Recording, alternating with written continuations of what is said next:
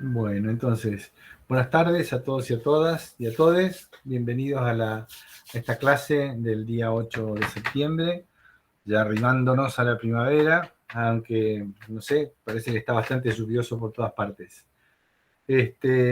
Bueno,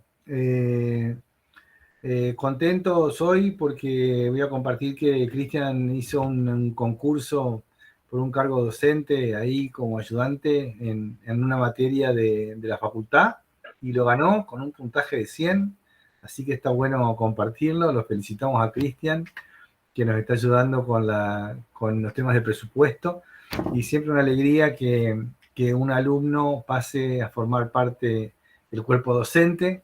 Así que bueno, uno ve los procesos y bueno, también los alentamos a ustedes, a todos los estudiantes y estudiantas de nuestra cátedra, a que se animen, se atrevan y se sumen, digamos, ¿no? Siempre estamos abiertos a armar equipo y a armar una cosa que sea interesante y que sea constructiva para todos. Y bueno, esa es un poco la idea. En el día de hoy vamos a la clase pasada, no, digamos, les dimos la consigna de poder asistir a la presentación que había hecho Cristian sobre presupuesto, de manera tal que ahora vamos a partir con algunas preguntas, repasando esa primera presentación, y luego tenemos la clase de Cristian que se va a desarrollar como una segunda parte del tema de la unidad de presupuesto, básicamente para ir completando este tema que va a ser, digamos, objeto de evaluación en la clase que viene junto con la unidad 8, que es la unidad de evaluación, ¿sí? De políticas y programas sociales. Bienvenida, María. Entonces, si les parece, podemos comenzar haciendo algún comentario, preguntas, algunas de las cuestiones que ustedes hayan visualizado en esta clase de Cristian. ¿Alguna duda? Ustedes vieron que hay como digamos, en la presentación hay un proceso, digamos, de construcción de agregado de valor público, ¿no?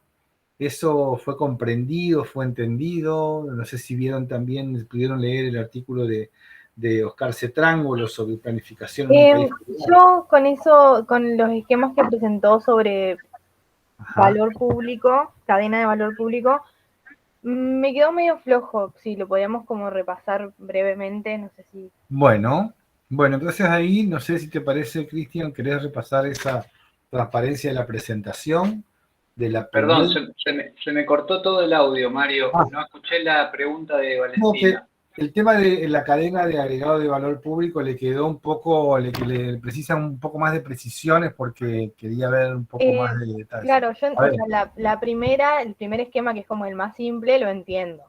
Después pasó ajá, uno que era más complejo, que entiendo, o sea, que el presupuesto está para todo el Estado, digamos.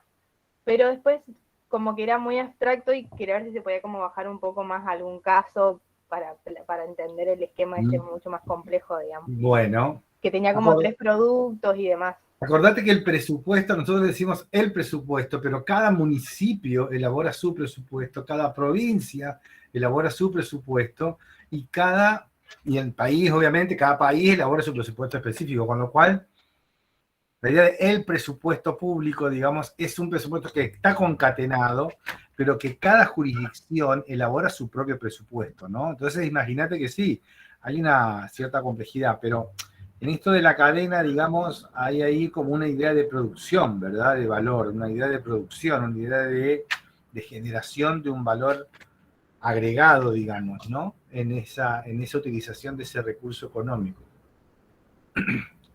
Sí, no sé, Mario, si querés que por Sí. ahí comencemos. A mí me parece que podés retomar, si te parece, Eso, no sé, en la primera presentación con este esquema, eso.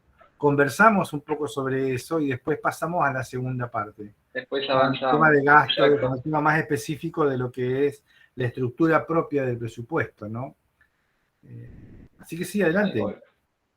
Ahí voy a compartir.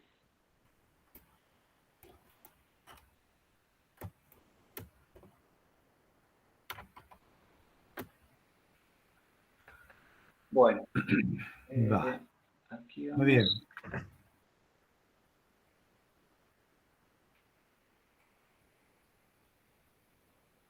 Ahí se está viendo, ¿no? Se ve perfecto en la carátula. Buenísimo. Bueno, como ustedes pudieron por ahí avanzar en el video de la primera parte de esta presentación que analiza planificación y presupuesto público en Argentina, esta primera parte estuvo, y como bien planteaba Valentina, estuvo centrada en introducir esto que se denomina, o que yo presenté de alguna forma allí en esa primera parte como un lenguaje, ¿no? Para analizar el presupuesto, pero también es un lenguaje sobre el que se estructura el presupuesto, ¿sí? Ustedes ya vieron, para relacionarlo y para hablar de cosas que ustedes ya conocen, esto tiene un parentesco, son hermanos con el pensamiento del marco lógico, ¿sí? Cuando nosotros hablamos de insumos o hablamos de productos o incluso cuando hablamos de programas, no estamos hablando de otra cosa que una cadena productiva, ¿no? Pero es una cadena lógica, ¿no? Donde se necesitan ciertos insumos a los que se someten a ciertos procesos productivos y eso nos da por resultado una producción pública, ¿no? Y eso es lo que buscan los programas que se formulan con o a través de la metodología de marco lógico, sea un programa, sea un proyecto, sea de las características que sean, ¿no? Esa fue la primera parte que nosotros habíamos visto. En función de estos tres objetivos que nos habíamos propuesto, que tenían que ver con analizar cómo se relacionaba la política pública con la planificación y el presupuesto público, luego profundizar esa relación con la programación presupuestaria, que eso está vinculado a lo que por ahí vamos a repasar ahora, y luego una tercera parte o un tercer objetivo, que es lo que vamos a ver un poquito más hoy. Vamos a ver el tema de las fuentes de donde podemos consultar esto que estamos viendo en formato más abstracto, ¿no? Y dónde poder revisar los presupuestos, sea de la Administración Pública Nacional o sea de la Administración Pública Provincial, en este caso de la provincia de Entre Ríos, ¿no? Entonces allí teníamos esos tres objetivos y para pasar un poco rápidamente y centrarnos en lo que vamos a repasar hoy y lo que vamos a dar hoy, tiene que ver con los componentes del gasto público en esta perspectiva productiva, ¿no? Y ya vamos directamente al grano, ¿no? Para luego cerrar con la segunda, o avanzar con la segunda parte de estas dos clases. Lo que preguntaba Valentina, hoy habíamos visto, perdón, en el video de la clase pasada habían visto una idea un poco más simple que esta, donde había una instancia que era una instancia de insumo, que se sometía a un proceso y de allí salía un resultado. Ese resultado, en este gráfico, es o bien una regulación, ¿sí?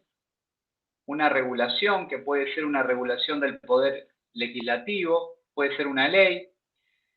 Otra producción puede ser una producción propiamente dicha, como puede ser un bien, un servicio, un capital físico público. Aquí es donde se ve la parte más productiva del Estado, ¿no? Por ejemplo, una ruta es un capital fijo, es un bien de capital fijo que permite al conjunto de la economía usarlo como carretera, como un medio para transportar o para el transporte, digamos, ¿no? Ese es un bien público, ¿no? Que produce el Estado. Entonces, esa es la cara más productiva del Estado. Así como puede ser un servicio como es la educación, ¿no? Si uno analiza la educación desde el punto de vista de esta cadena lógica, productiva, el ámbito de la educación, uno tiene que en esa matriz más compleja que se iba armando, que se denominaba cadena productiva o modelo agregado de valor, que es con un poco más de complejidad, uno tiene que, para que nosotros estemos aquí, bueno, en primer lugar, se tuvieron que seleccionar docentes y de allí para atrás, ¿no?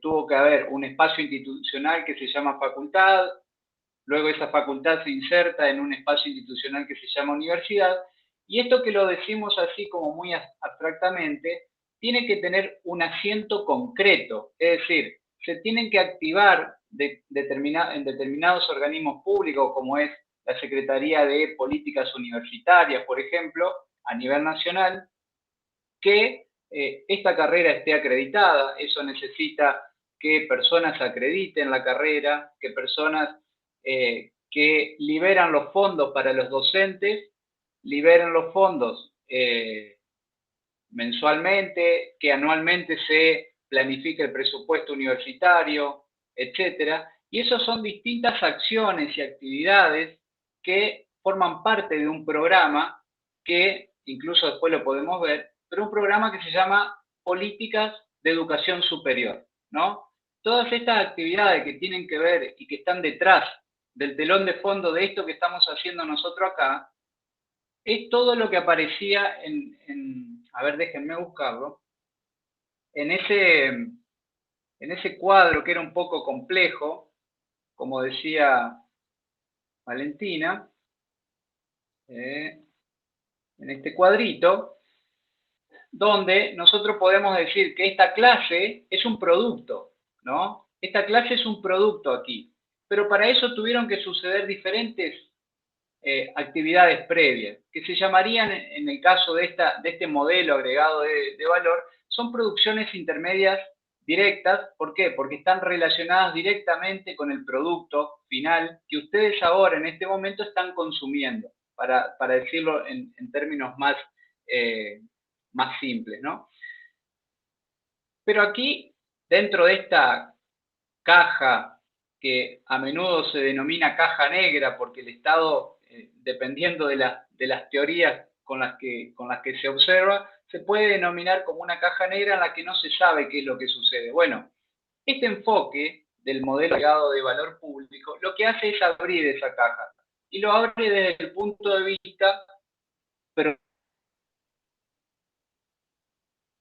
observa esta visión que analiza y que justamente es un lenguaje para sustentar todos los procesos productivos que están detrás de ese telón que nosotros vemos, que puede ser esta clase, ¿no? Como también puede ser una asignación universal por hijo. Ese es otro producto, ¿no? De otra naturaleza, porque la asignación universal por hijo no es un servicio, sino es una transferencia dineraria, que es otro tipo de producción pública, y detrás de esa transferencia hay, bueno, innumerables procesos administrativos, principalmente, que tienen que ver con ANSES, que tienen que ver con el Ministerio de Desarrollo Social, para activar un programa que pasa por el Congreso, que tiene regulaciones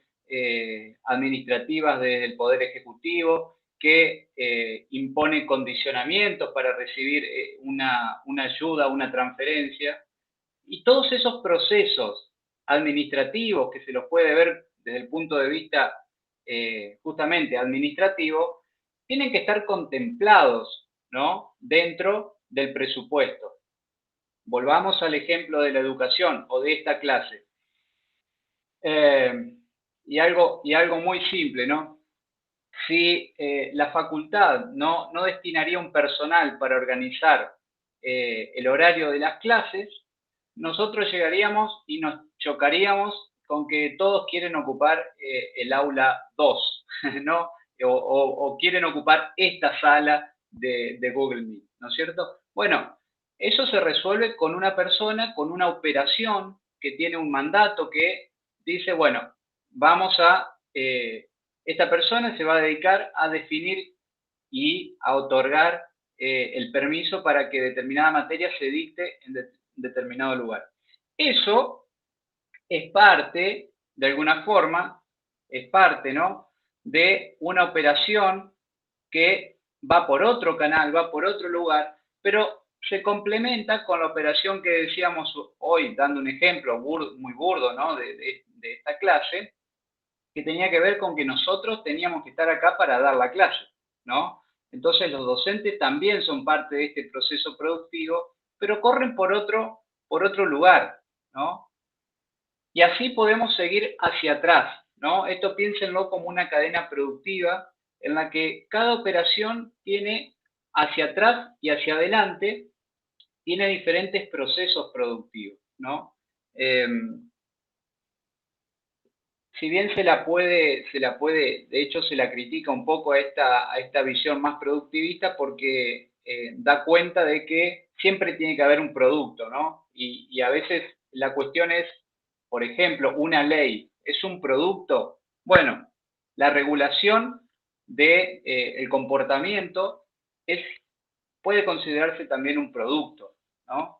¿Por qué? Porque si bien es intangible, da lugar a que determinados recursos, bienes públicos sean movilizados, ¿no? Entonces, de alguna forma, forma parte de toda esta cadena productiva que da lugar a que un producto, una ley, genere un resultado, bueno, malo, se evaluará de acuerdo a los valores que esté mirando la situación, y eso en el tiempo da un determinado o impacta de alguna forma en el tiempo en la sociedad, ¿no?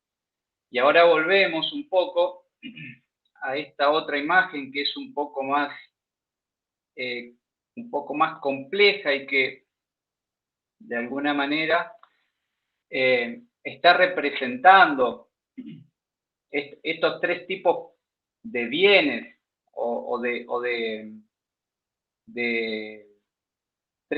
tres naturalezas de la producción pública. Está atravesada por esa cuarta dimensión que analiza Sotelo en ese texto, que tiene que ver con la orientación estratégica, ¿no? Que es una orientación que atraviesa todo el proceso productivo, ¿no? Justamente cuando se trabajan en los tres momentos metodológicos, ¿no?, y en sus dos fases de profundidad, cuando se analiza el segundo momento, que tiene que ver con el deber ser, bueno, la orientación estratégica tiene que ver con el deber ser de una política pública, ¿no? De una política pública en particular, pero de un gobierno en general, si se quiere, ¿no? Y esa orientación estratégica está atravesando todo el proceso productivo, ¿sí?, desde el punto de vista del diseño de los instrumentos, del diseño de los procesos administrativos que tiene que correr para hacer que una política pública se concrete en programas, en metas, incluso que se produzca de forma muy concreta, ¿no?, el hecho de que nosotros estemos acá.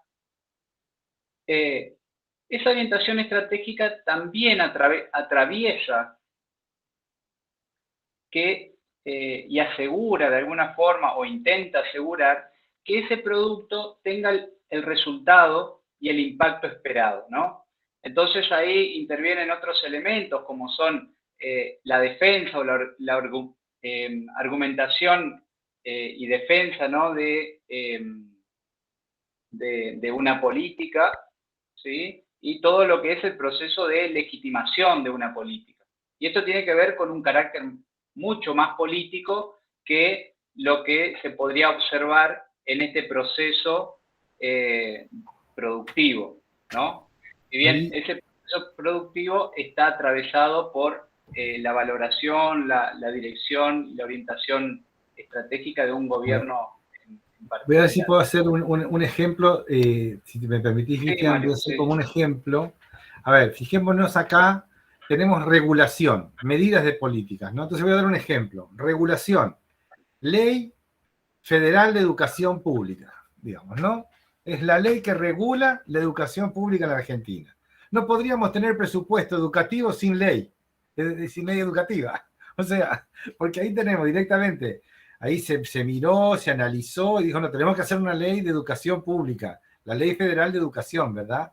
Entonces, la ley federal marca una dirección. ¿Hacia dónde vamos? Hacia fortalecer la educación pública.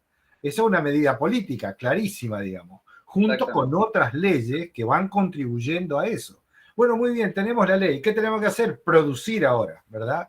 ¿No? Lo ponemos en esa secuencia para poder entenderlo, pero eso tiene un desarrollo histórico también. En la producción es obvio que lo que tenemos que hacer es primero construir aulas y construir los edificios de las facultades o alquilarlos.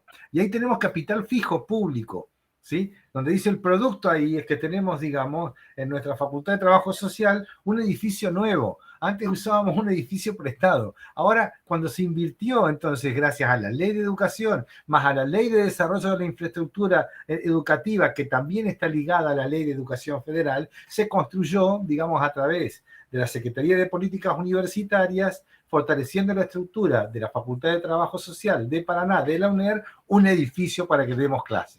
¿Okay? Pero junto con eso sería el capital fijo, ¿verdad? Pero junto con eso, ¿qué pasó? Hubo que contratar docentes, hubo que contratar no docentes, hubo que pagar salarios, hubo que pagar el mantenimiento del edificio, hubo que hacer concursos, ¿sí? Y todos esos son elementos, bienes y servicios, digamos, que están aportando a esta cuestión. Y luego, por ejemplo, voy a citar este mismo, tuvimos que dar becas para que la gente pueda venir. Entonces hicimos prestaciones monetarias, dinerarias, ¿sí? Todo eso enfocado a un resultado, que es lograr que estudiantes, ciudadanos argentinos puedan hacer uso del derecho a estudiar y puedan, digamos, acceder al bien fijo, o sea, al predio de la universidad, más a los servicios que pagan los bienes y servicios que conforman la oferta educativa de la Facultad de Trabajo Social. Todo eso para impactar ¿a dónde? Para impactar en la estructura social, productiva, digamos, y de derechos de la República Argentina. No sé, Valentina, si viste que con este ejemplo quedó más claro la secuencia, digamos, ¿no? Sí, con ese ejemplo me quedó clarísimo, muchas gracias. Ahí va, bueno. Estaba perdida medio cómo interpretar el cuadro. Pero está bueno, está bueno. Pero fíjate que es una cosa, vos precisás una regulación, vos precisás producir cosas y también dentro de esa producción también está la transferencia monetaria, ¿no? Uno podría decir, a ver, la asignación universal por hijo, que es una política de protección social, da unos productos que son, digamos, la generación de identificación de personas que están en estado con un estado de vulnerabilidad muy grande y hace una distribución de recursos económicos directos, ¿no? Entonces, fíjense, ¿el resultado cuál va a ser?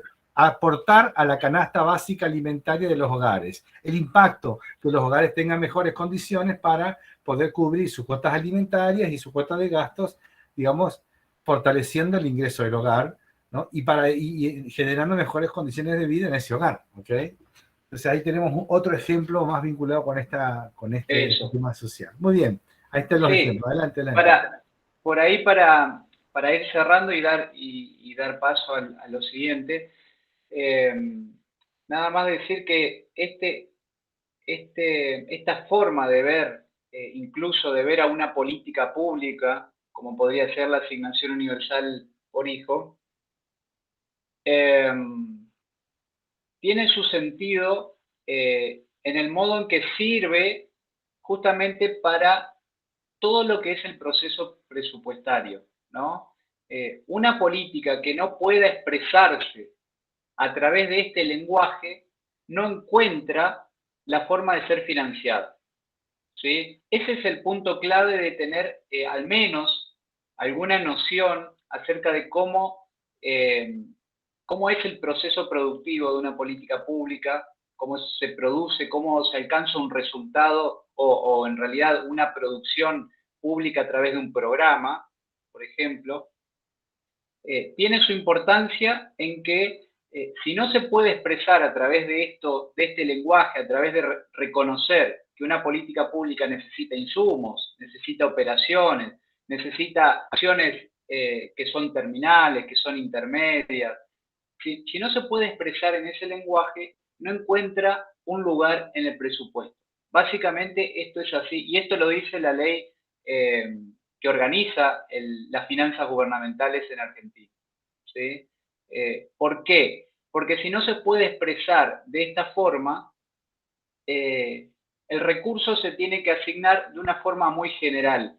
Y si se asigna de una forma muy general, es muy probable, incluso lo dice la ley, es muy probable que el resultado no se alcance. ¿Por qué? Porque el dinero puede desviarse hacia cualquier dirección para producir cualquier otra cosa, porque no tiene asignación específica dentro del presupuesto, ¿no? Por eso, tal vez esto de introducir este lenguaje más, incluso bastante duro, bastante abstracto, resulte como un poco por ahí desconectado con el recorrido que viene trayendo la materia, pero hay que decir que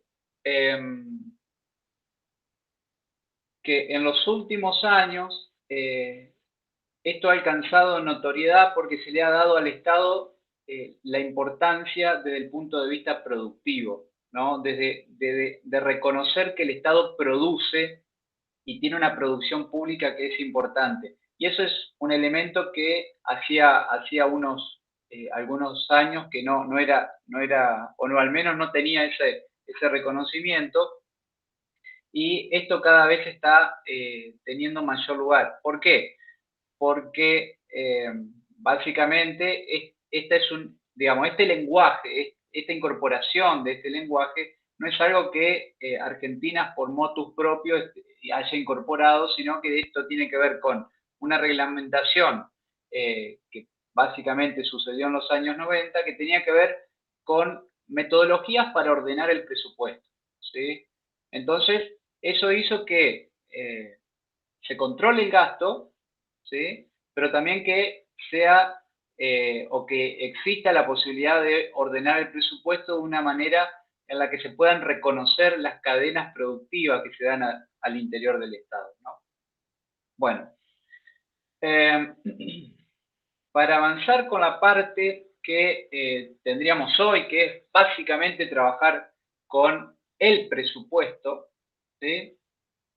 Y por ahí, para adelantar lo que va a ser la clase de hoy, mi idea es poder observar el presupuesto, qué es el presupuesto, y tener una noción, aunque sea muy escueta, pero una noción de cuáles son los principales elementos que ordenan esto que decíamos hoy, que ordenan la producción pública, que ordenan el gasto público, ¿sí? Que son los clasificadores. Y después pasar a observar esto que de manera que parece de forma muy abstracta, que parece que no lo podemos ver.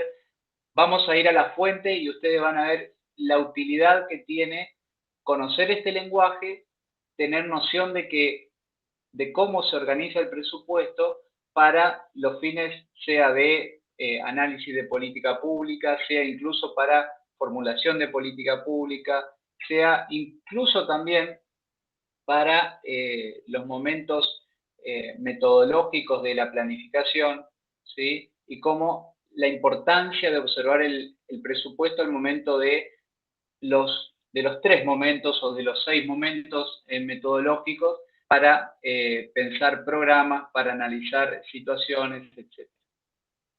Entonces, vayamos al primer punto, que sería poner un pie de qué es el presupuesto, ¿no? Y el presupuesto es una ley, ¿no? Que sanciona el Congreso Nacional, en la cual se expresan los objetivos y metas de gobierno de acuerdo a líneas estratégicas y prioridades del gobierno para dar resolución a diferentes necesidades de la población, ¿no? Entonces ahí tenemos necesidades de diversa naturaleza, de salud, educación, justicia, transporte y muchas otras. Este sería como la definición más, si se quiere, más política, porque ahí le estamos dando la orientación, es decir, el presupuesto es donde se negocia para dónde va a ir el gasto público, ¿sí? Y ahí se disputa fuerte, no solamente a nivel nacional, sino también las provincias, ¿sí? Porque el presupuesto nacional en un país federal tiene un impacto en el territorio que es, como ustedes vieron en la clase pasada, tiene un impacto notable, digamos, ¿no? Y más en el modo en que hoy está estructurado el gasto público y su impacto en el territorio.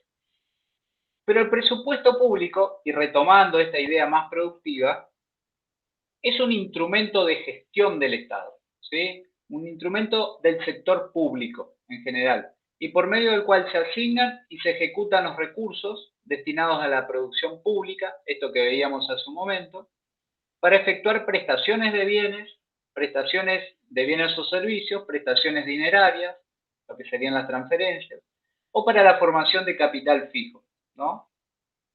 A efectos de concretar las políticas públicas. Esto que decíamos recién, ¿no? Si no se produce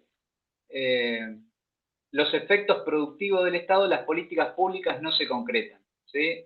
Pueden estar bien diseñadas, así como veían con el marco lógico, puede estar bien diseñado un programa, pero si no hay acciones claras, no hay recursos identificados que se movilicen al momento de poner en marcha el programa, las políticas públicas no se concretan, ¿no? Y ahí está el punto de comenzar a observar al sector público, al Estado, desde este punto de vista más productivo, ¿no? Entonces, el presupuesto público en la Argentina inicia con el presidente, que es el que da los lineamientos y que define para dónde va la política o las principales políticas, y lo acuerda con el jefe de gabinete y el ministro de Economía, ¿sí? Y ahí también el ministro de Economía acuerda con, por ejemplo, el Banco Central. ¿Por qué? Porque el gasto público tiene una incidencia notable en lo que tiene que ver con los agregados macroeconómicos, con el precio de la moneda, etc. Pero básicamente estos tres actores, con cabeza el presidente o el presidente a la cabeza, son los que definen en qué se va a constituir esta ley, ¿no? Cuáles van a ser los objetivos principales, cuáles van a ser las líneas estratégicas, etc.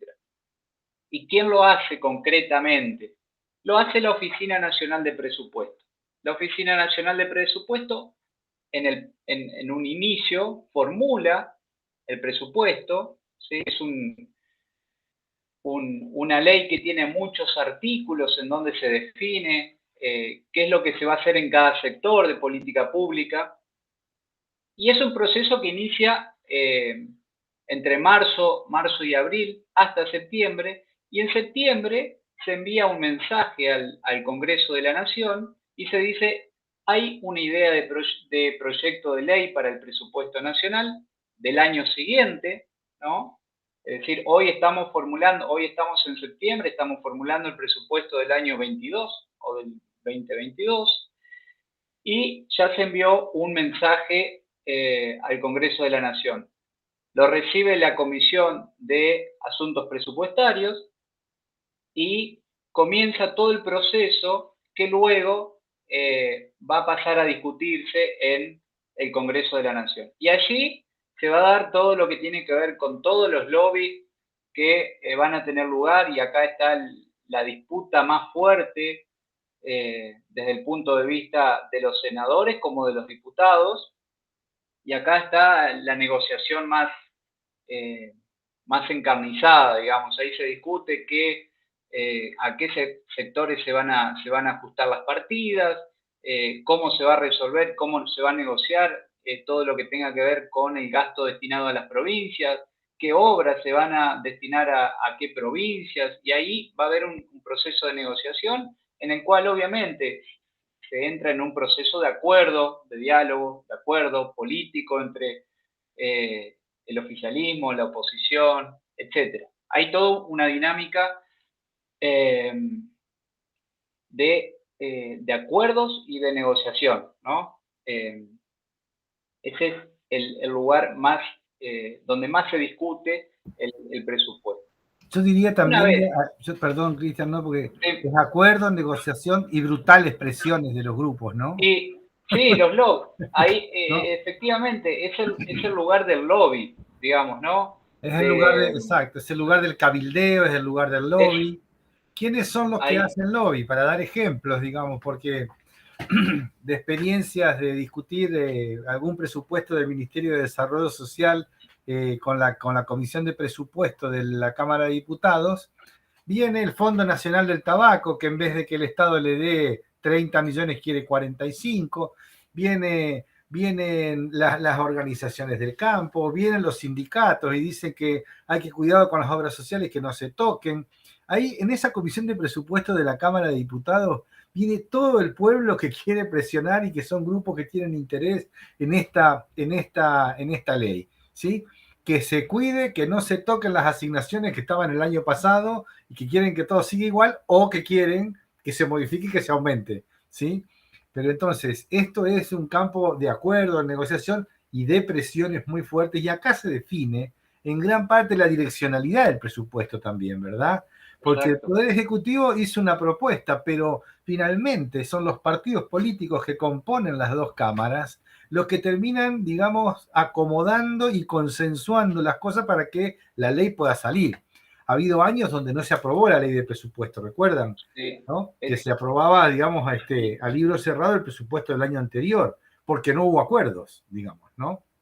En fin. y ahí, y aporto ahí también, Mario, lo que decís, porque justamente la importancia de negociar y de llegar a acuerdos, porque en la ley de presupuesto, o en principio el proyecto de ley de presupuesto, Es, no solamente se establecen los lineamientos hacia dónde se va a dar prioridad con el gasto, cuáles van a ser los volúmenes, digamos, hacia los sectores, sino que también se define cómo se va a recaudar, ¿no? ¿Y qué significa eso? Se definen los impuestos y ah, cómo el Estado va a hacerse de recursos, ya sea de recursos propios, recursos tributarios, o, sí, como se hizo principalmente en el periodo anterior de gestión, se va a apelar directamente al Fondo Monetario Internacional o a diferentes organismos de crédito, y eso está establecido en la ley de presupuesto, claro, ¿no? exacto. Ahí se define, ahí se define. Entonces, cuando, cuando se presenta el proyecto de ley de presupuesto, se definen esos dos aspectos, los gastos, pero también los ingresos. Es decir, tienen que, de alguna, y bueno, y después podemos hablar un poco de lo que es déficit fiscal o cuestiones de déficit primario, etcétera, o déficit financiero, etcétera, pero no quiero entrar en eso, pero allí se define la cosa, ¿no? Allí se define cómo se va a hacer el Estado, cómo va a ser el Estado para recaudar dinero para, eh, para llevar adelante las actividades que propone justamente en esa programática, en ese articulado programático en que está armado todo el presupuesto, ¿no? Bueno, para seguir el proceso, el presupuesto se aprueba, suponemos que se aprueba, pasa al año fiscal, ¿no? En el cual el jefe de gabinete es el que comanda a todos los ministros y es el que de alguna forma da el ok a todos los ministros para iniciar las actividades de un año fiscal, ¿no? Por ejemplo, del año 2021. No obstante, la ley de presupuesto, el jefe de gabinete está habilitado a realizar ajustes en diferentes partidas, etcétera. Y estos ajustes lo organiza o los realiza también al mismo tiempo con la Oficina Nacional de Presupuesto. ¿Por qué? Porque la Oficina Nacional de Presupuesto es la que está encargada del presupuesto, de que el presupuesto, desde el punto de vista contable, tenga consistencia, es decir, no sea que el hecho de que el jefe de gabinete tenga autoridad o tenga el poder de definir o de quitar partidas de un sector y enviarlas a otro, no significa que lo pueda hacer sin ninguna revisión, sino que siempre está la Oficina Nacional de Presupuesto, ¿sí? y está lo que va a ser la Contaduría General de la Nación, ¿sí? Que son las que, por un lado, la Oficina Nacional de Presupuestos se encarga de todo lo que tiene que ver con los movimientos de partidas, etcétera, y la Contaduría General de la Nación es la que se encarga de que se respete la legalidad, ¿sí? Que se respete todo lo que es el proceso de organizar y de controlar que las metas físicas, que los programas que se había propuesto, el presupuesto, sean cumplidas o al menos puedan medirse, ¿no? Y la Contaduría General de la Nación lo que va a hacer es elaborar algo que la mayoría de los ciudadanos o de los profesionales miramos bastante poco, que es la cuenta ahorro inversión financiamiento, así se llama, que es como el libro contable donde se asientan todas las actividades del Estado y donde uno puede ir a revisar qué es lo que ha hecho el Estado en el año fiscal anterior, ¿no? Y es un libro contable de suma utilidad para hacer análisis de política pública, por ejemplo. Y al menos yo cuando hice mi trabajo doctoral, tuve que aprender todo esto que vamos a ver hoy, lo tuve que aprender a los golpes. Entonces, conocer esto, conocer este lenguaje, conocer este proceso, es de suma utilidad. Aparte, la información que se puede sustraer de acá es muy rica para hablar con consistencia y para hablar con pertinencia sobre algunas políticas. Entonces, decíamos, en este libro contable se asienta todo lo que tenga que ver con las metas físicas y justamente cómo el dinero que se invirtió y las metas físicas alcanzadas. Ese libro contable de ese año fiscal es enviado al Congreso, donde finalmente se dice, está ok, el Estado trabajó bien, el Estado alcanzó sus objetivos, etcétera, y le da el ok para terminar el ciclo de ese presupuesto que había iniciado hace 2 años, ¿no? Y ahora vamos a ver cómo se van un poquito superponiendo los ciclos presupuestarios.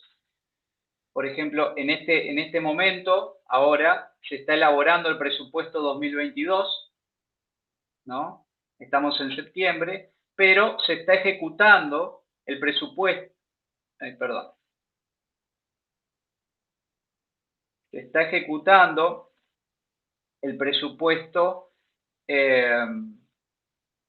2021, ¿sí? Porque estamos en el año fiscal 2021, pero al mismo tiempo se está haciendo la rendición de cuentas, ¿sí? Y controlando todo lo que es el presupuesto 2020 para enviarlo al Congreso, ¿no? Entonces, la Oficina de Presupuesto Público se encarga de todo esto, ¿sí? Este es todo el proceso presupuestario que, como verán, tiene sus detalles, su proceso y toda una carga operativa, ¿sí? Eso es lo más interesante. Y como veíamos recién, la Oficina Nacional de Presupuesto, que se encarga del presupuesto público, trabaja de forma conectada con 5 grandes actores, ¿sí? De lo que se llama el Sistema Integrado de Administración Financiera. ¿Sí? Que esto lo pudieron ver en lo que es finanzas públicas, ¿no? En la materia, esto es analizar cómo está compuesto el sistema financiero público, ¿no?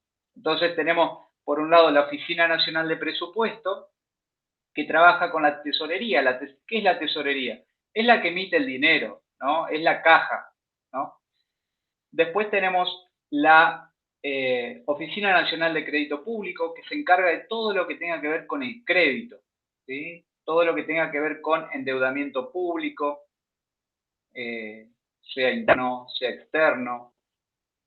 Luego tenemos la Sindicatura General de la Nación, ¿sí? Que es el órgano de control ¿sí? Del Poder Ejecutivo, control interno, y luego tenemos la Contaduría General de la Nación, que es el ámbito de donde se registra esto que decíamos hoy, ¿no? Es la que elabora el libro contable de todos los fondos públicos que fueron ejecutados. Y estos cinco actores que intervienen en esto que se llama Sistema Integrado de Administración Financiera, hoy todos están conectados a través de sistemas informáticos. Entonces hoy es posible tener un acceso a la información muy, muy interesante que me parece que es muy útil dentro del proceso de, principalmente a los fines que estamos viendo estas clases, me parece que sirve mucho para analizar, ¿no? Más allá de tener conocimiento del sistema presupuestario, pero para analizar las políticas públicas, básicamente, ¿no? Y para analizar todo lo que es el proceso de planificación, incluso de evaluación, ¿no? Ya que para conectar bien con lo que estamos viendo acá. Entonces decíamos anteriormente que el presupuesto público es un presupuesto que contempla los ingresos y contempla el presupuesto de gastos, ¿sí? Y también contempla un elemento muy importante que forma parte del proyecto de presupuesto, que son las proyecciones macroeconómicas, donde el presupuesto tiene lugar, ¿sí? Esto que decíamos hoy y que mencionaba Mario, esto de que se discute tanto cómo va a afectar el cambio de un impuesto, el cambio de un subsidio, que permanezcan ciertos topes presupuestarios, que se amplíen otros, también tienen que verse desde el punto de vista de cómo el gobierno de turno, en este caso de Alberto Fernández, está viendo y está observando, está proyectando que la economía va a ir hacia un rumbo de crecimiento, hacia un rumbo de estancamiento, hacia un rumbo de retroceso económico, etcétera, y a partir de eso se van a definir los niveles de gasto público. Esto tiene que ver más bien cómo el ministro de Economía, el presidente del Banco Central, van observando el rumbo de la economía y allí va a tener un lugar, va a tener un papel significativo el gasto público, bien como se lo percibió, por ejemplo, durante la gestión anterior, donde había que reducir el gasto público porque había que desacelerar la economía. En este caso, lo que se percibe es que en un marco de proyecciones positivas, el aumento del consumo público también va en aumento, ¿sí? Y allí se define políticamente, ¿no? Y allí se discute si la inflación va a tener cierto nivel, si la inflación va a estar por sobre los niveles anteriores, etcétera. Y en ese marco es que se elabora el presupuesto y se establecen los grandes agregados del presupuesto público, ¿sí? Esto es un elemento que no es advertido a menudo y se considera que el gasto público es independiente de cualquier variable de los agregados macroeconómicos, ¿no? Bien, ya vamos, perfecto, vamos a ir entrándonos en la metodología con la que el presupuesto se clasifica, se ordena y vamos a ir encontrándole la utilidad de ver estos elementos que se llaman o que se denominan clasificadores presupuestarios, ¿sí? Para ver si están ahí, me gustaría saber si en algún momento escucharon mencionar esto de los clasificadores presupuestarios. Yo no, nunca. Ajá. ¿Alguien más? No, yo tampoco. Tampoco, profe, creería. Bueno, espero ser lo suficientemente claro para poder avanzar y verlos. Básicamente los clasificadores presupuestarios son, se utilizan para agrupar los recursos, ¿sí?, y gastos de acuerdo a ciertos criterios. ¿Qué sería un criterio, por ejemplo? Un criterio podría ser un criterio jurisdiccional, es decir, se organiza el gasto en función de cuánto le corresponde a cada ministerio, ¿no? Ese sería un criterio jurisdiccional. Cada ministerio es una jurisdicción, ¿sí? Ese, eh, ese sería el punto de vista jurisdiccional institucional, ¿no?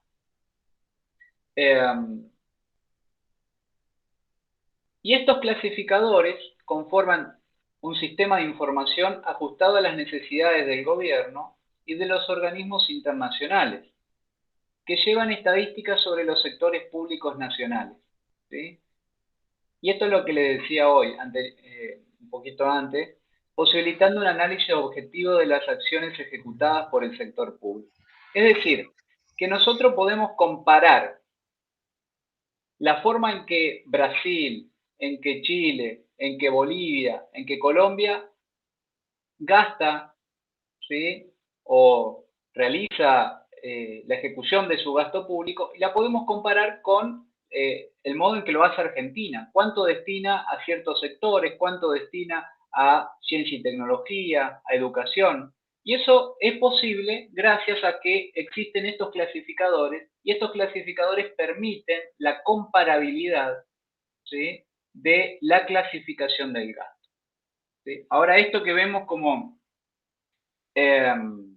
un poco abstracto todavía, ya lo vamos a ir viendo, lo vamos a ir concretando y lo vamos a ver en las fuentes de presupuesto.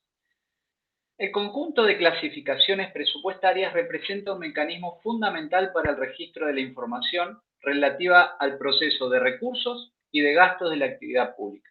Es decir, los clasificadores nos permiten a nosotros como presupuestaristas, ¿no?, en este caso, desde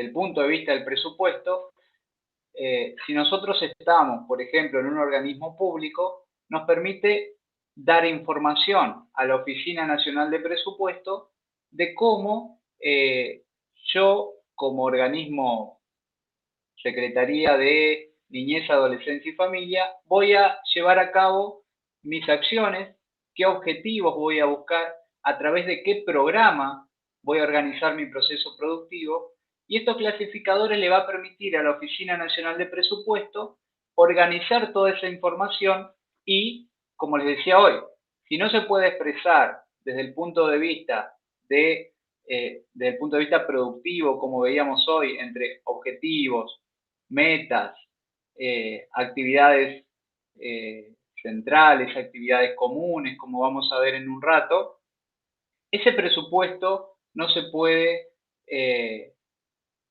no va a tener un asidero y no va a tener una asignación específica para el programa que la Secretaría de Niñez, Adolescencia y Familia está deseando llevar a cabo, ¿sí? Por eso estos clasificadores se usan para clasificar todo gasto o incluso todo recurso que cualquier organismo del Estado quiera ejecutar, ¿sí? Por eso tiene una importancia fundamental al momento de, bueno, en este momento para armar el presupuesto, pero al momento de analizar el presupuesto, de hacer un análisis de política pública, tiene una importancia fundamental para observar en qué gasta el Estado, dónde gasta el Estado, cómo gasta el Estado, en qué programas gasta el Estado.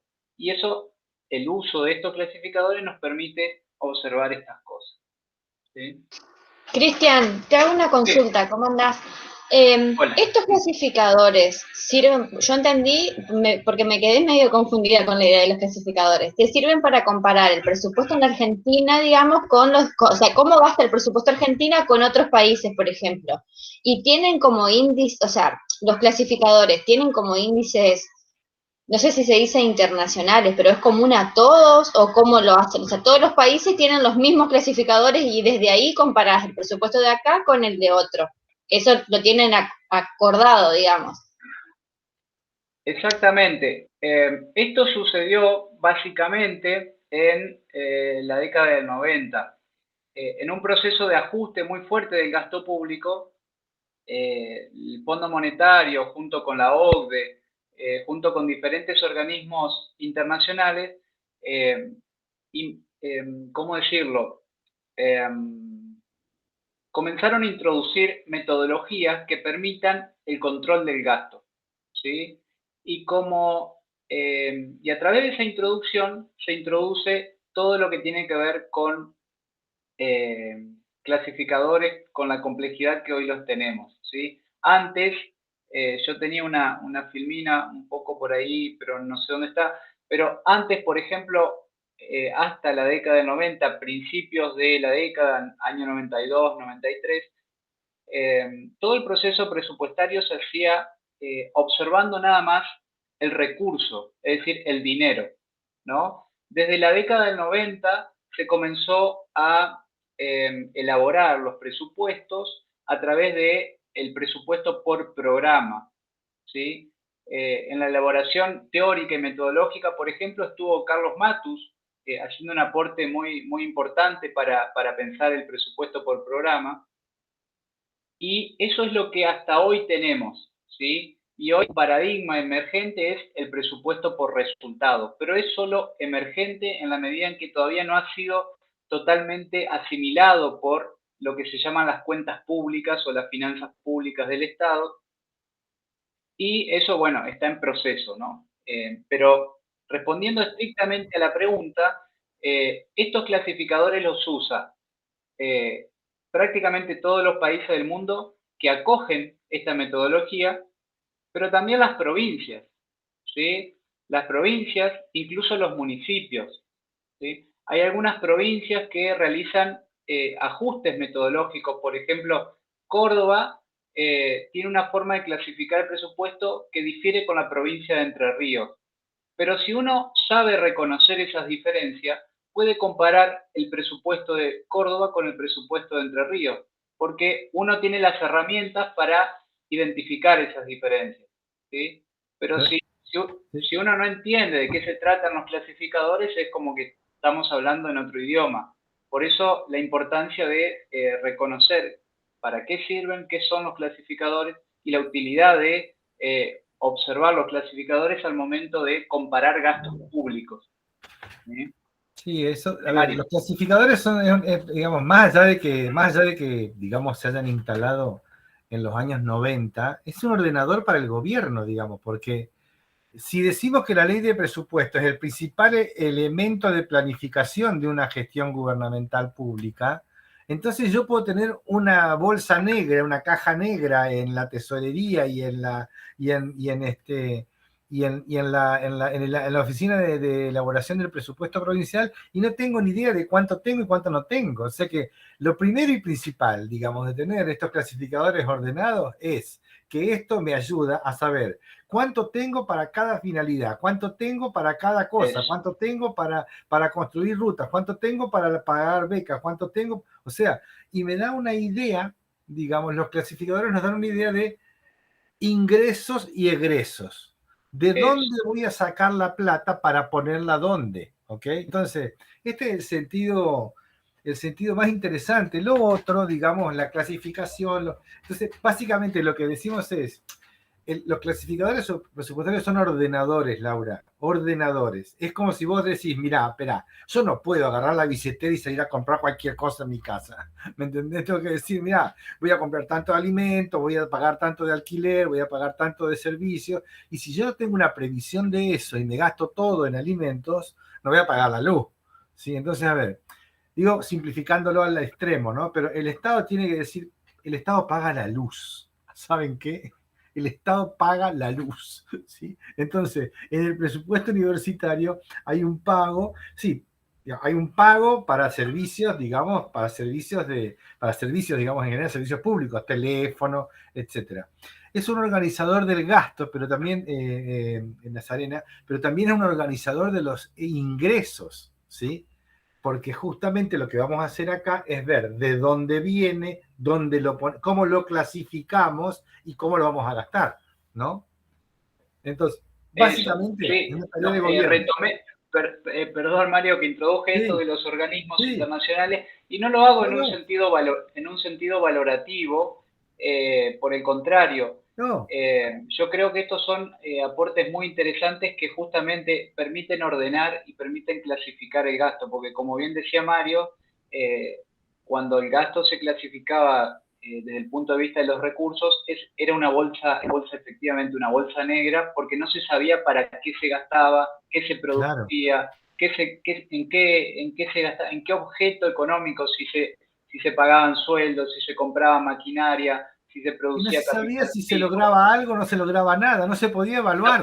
Exacto, bueno, No ahí se puede está. evaluar. Si Exacto. vos no tenés clasificado el gasto, no podés evaluar. A ver, porque si no tengo clasificado el gasto, por ejemplo, acá está, servicios sociales, yo no sé cuánto voy a gastar en salud, entonces no sé cuánto voy a gastar en educación. Entonces, ¿qué tengo, digamos, no?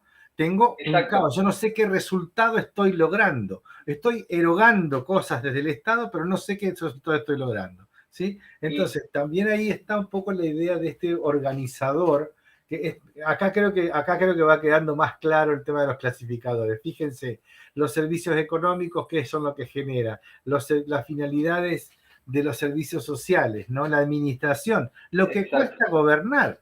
O sea, nuestras embajadas en el exterior, para que la Argentina sea un Estado que está participando de la comunidad internacional, tiene que tener un clasificador que diga administración gubernamental, gastos de relaciones exteriores, y ahí va la Cancillería, y ahí van las embajadas, el sueldo de los embajadores, etc. ¿No? Ahí va. Ahí, sí, Maxi, ya te doy la palabra. Los clasificadores básicamente, y después lo vamos a ver, lo van a entender bien, a través de básicamente algunas preguntas. Por ejemplo, la clasificación de finalidad y funciones, ¿sí? Se puede responder o se puede apelar a la pregunta ¿para qué se gasta? ¿Sí? Se gasta para servicios de salud, para la educación, cultura, ¿sí? ¿Para qué se gasta? ¿Para qué gasta el Estado? Ese es un clasificador básico, súper interesante para analizar, dependiendo las preocupaciones de ustedes, los intereses de ustedes en el sector que ustedes tengan cierta experticia para analizar, para pensar, incluso para gestionar políticas públicas. Este clasificador resulta muy interesante porque lo que hace es clasificar el 100% del gasto, la totalidad del gasto público, la clasifica por finalidad y función, es decir, cuánto gasta el Estado para mantener la función gubernamental, ¿no? O cuánto gasta el Estado, por ejemplo, en deuda pública, ¿no? Ese es otro elemento muy significativo. O cuánto gasta el Estado para todo lo que tiene que ver con los sectores económicos, ¿no? Entonces, y esto atraviesa todo. Por ejemplo, el Ministerio de Industria puede gastar en industria, pero también el Ministerio de Defensa gasta en industria. ¿Por qué? Porque tiene industrias militares, ¿no? Entonces también afecta al sector industrial a través de la producción de armamento, por ejemplo, ¿no? Entonces, uno cuando se pregunta en qué gasta el Estado en el sector industrial, tiene que inevitablemente irse a este clasificador, ¿no? Y resulta uno de los clasificadores de aproximación al gasto público muy interesante. Maxi, por favor, así luego seguimos. Sí, Leonela un comentario que tiene que ver con lo que estaban diciendo de esta idea de para qué se gasta y cómo se utiliza el presupuesto, ¿no? Me parece que es importante que lo podamos pensar desde, si se quiere, el rol profesional del politólogo y la politóloga en relación a entender este proceso en términos prácticos y lo que implica poder analizar la complejidad del Estado y del quehacer estatal desde ese lugar. Quiero decir, ¿para qué estamos estudiando presupuesto en una clase de planificación? Tiene que ver con esto, no solo con entender, digamos, cuestiones teóricas o conceptuales de cómo se organiza el Estado, sino en términos de buscar efectividad en la acción estatal. Bueno, esa preocupación pasa por no solo entender cómo funciona el presupuesto y la lógica de la gestión administrativa del Estado en todos sus niveles, sino también entender que el presupuesto es una fuente de información en ese mismo sentido, es una herramienta de trabajo. Así que la propuesta, para cerrar, es pedirles, indicarles que hagan el ejercicio de remitirse al presupuesto nacional, al presupuesto de la provincia, como parte, digamos, de un insumo que se piensa para la tarea profesional. Exacto, exacto. Buenísimo eso, Maxi, porque justamente es para lo que menos usamos por ahí el presupuesto, es para eso, y yo creo que por una simple razón de que a veces no nos animamos a meternos al presupuesto porque no es sencillo. Yo me topé con una cosa bastante dura, que no es fácil tratar de encontrarle este lenguaje del que hablábamos hoy, tratar de entender qué son los clasificadores, y esta es una clave, esta es una llave para poder entrar al presupuesto, sea el presupuesto de un país, sea el presupuesto de una provincia, de la que sea, ¿sí? Sea que haya modificado sus clasificadores, pero esta es una llave para entrar, como bien decía Maxi, y principalmente como una fuente de información súper útil, ¿sí? Sí.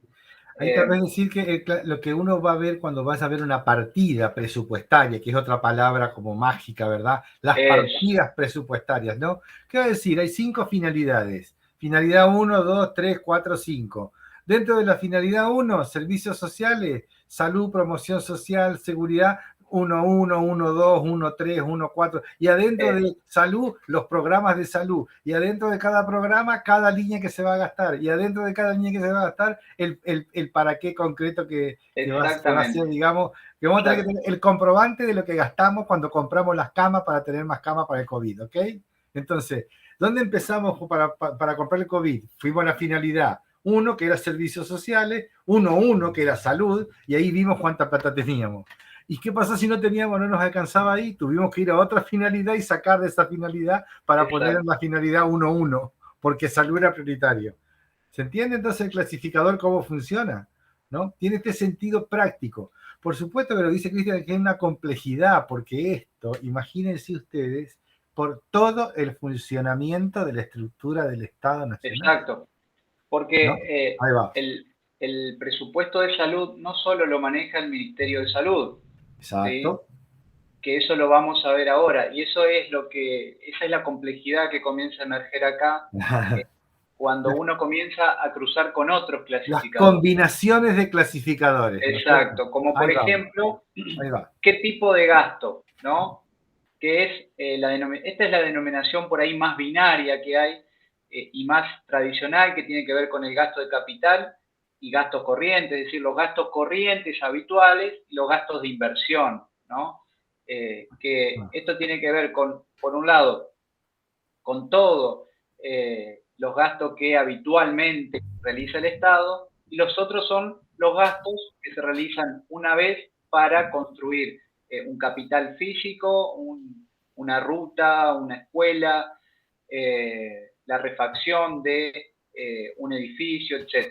Este es el clasificador que podríamos decir es más sencillo de entender y del que más hemos escuchado en algún momento, ¿no?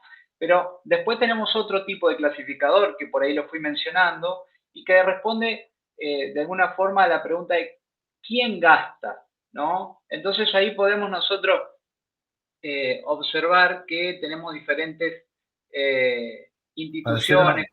Te interrumpo un cachito para hacer una referencia a la anterior, digamos, a esa. Cuando Milei habla, ¿qué tipo de gasto está atacando? ¿El celeste o este otro, el marroncito?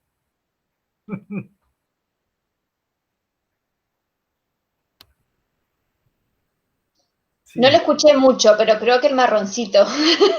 Escuchalo, porque es importante escuchar a la derecha, ¿sabes? Es muy importante. No, él está atacando esto, porque él, cuando le digamos, mirá, Milei, vos vas a gastar armas para que la policía tenga armas para que proteja tu propiedad, te va a decir, sí, por supuesto, ahí no se ahorra nada, ¿sí? Pero Claro. cuando le Y digamos... está invirtiendo en capital, porque está comprando Está, armas. está comprando armas para cuidar la propiedad privada, ¿sí? Entonces a él le importa sacar la asignación universal y comprar armas para cuidar la propiedad privada. Esto es, digamos, ahora, esto se le puede discutir al fulano, digamos, con esto, a ver, Milei, ¿qué del gasto corriente querés dejar de gastar? ¿Sí? La asignación universal, querés echar empleados públicos, porque adentro de esas dos grandes clasificaciones hay un montón de cosas, ¿no? Están las armas, están las rutas y también están las escuelas, ¿no? No, es que esta torta representa el 100% del Ahí, gasto público, ahí está, ¿sí? Y ahí está. acá está todo lo que se les ocurra, ¿no? Exacto, Todo lo que se les ocurra, ¿sí? está Acá están buenísimo. las jubilaciones que cobran nuestras abuelas, las asignaciones, los subsidios al transporte que utilizamos todos los días, ¿sí?